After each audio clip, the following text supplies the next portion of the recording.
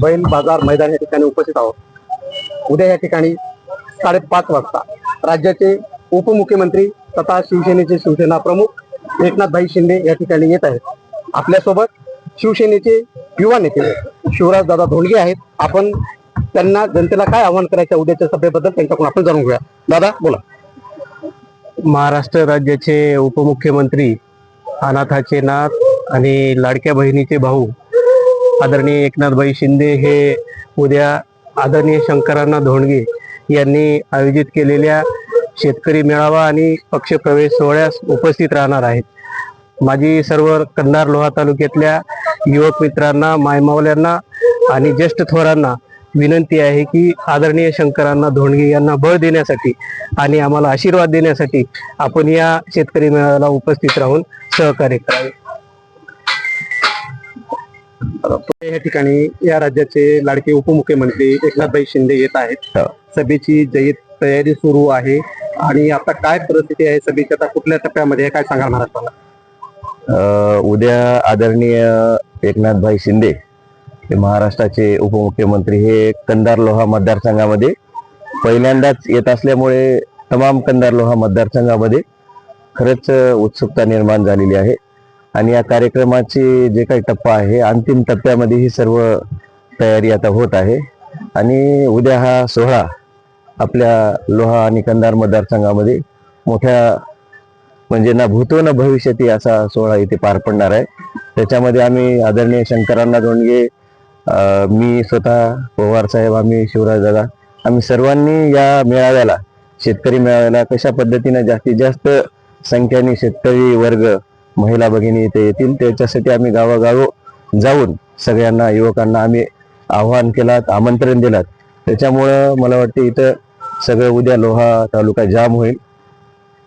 शेतकरी संघटनेचे किंवा शेतकरी नेते शंकरांना धोंडगे माजी आमदार या भागाचे या ठिकाणी नेते राहिलेले आहेत, नेते आहेत. त्यांनी शेतकऱ्यांच्या चळवळीमध्ये त्यांचं फार मोठं योगदान आहे.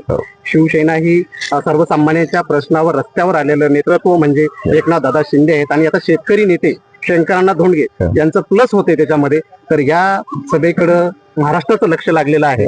तर आपण या दोन नेत्याच्या एकत्रीकरणाकडे कसं बघताय आणि शंकरांना धोंडगे यांना काय म्हणजे उद्या महाराष्ट्राचं काय असेल? नक्कीच तुम्हाला शंकरांना धोंडगे बद्दल गेली 40 वर्ष शेतकऱ्याच्या जीवनामध्ये सुखाचा दिवस यावं, त्यांना सुखा समाधान जगता यावं या हेतून अण्णाचे हे 300 दिवस हे तुरुंगातले आहेत.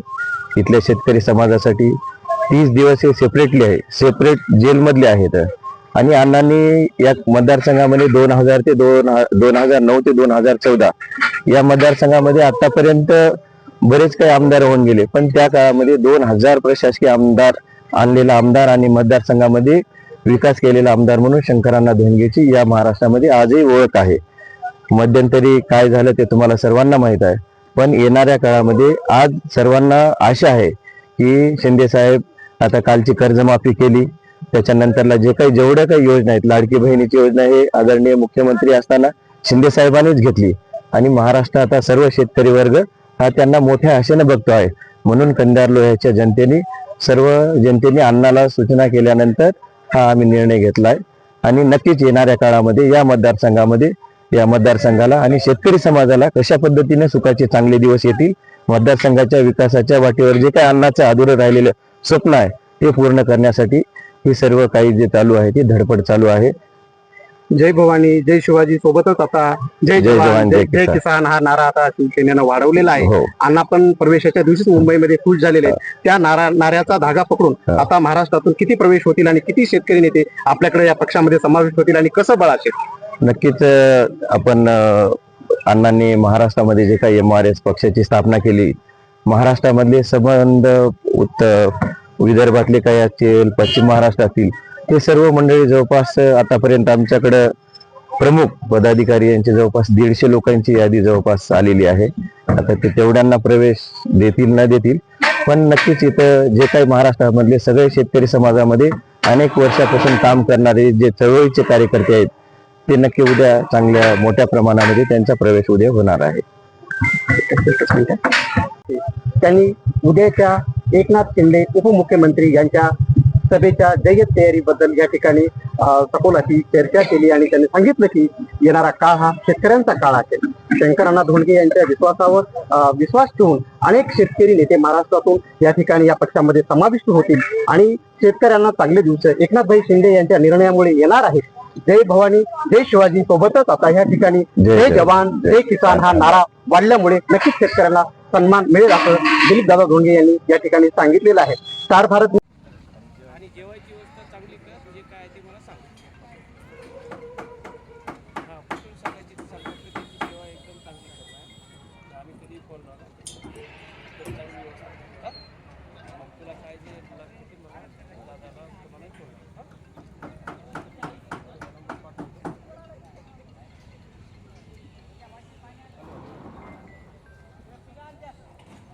दादा एवढं माणूस फोन लावतो, एवढं फोन लावलं का फोन लावतो बस लावतो म्हणलं आता 5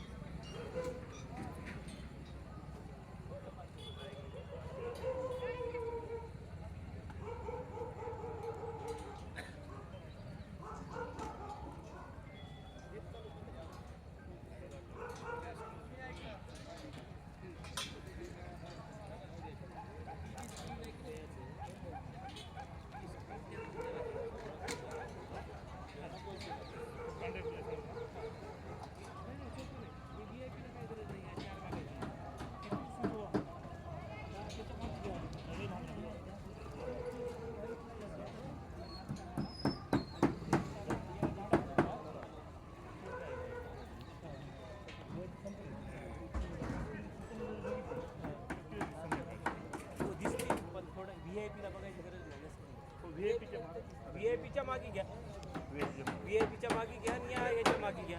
पण हे याच्या मागे घेता नाही. हां हा जर ते तसं हा जर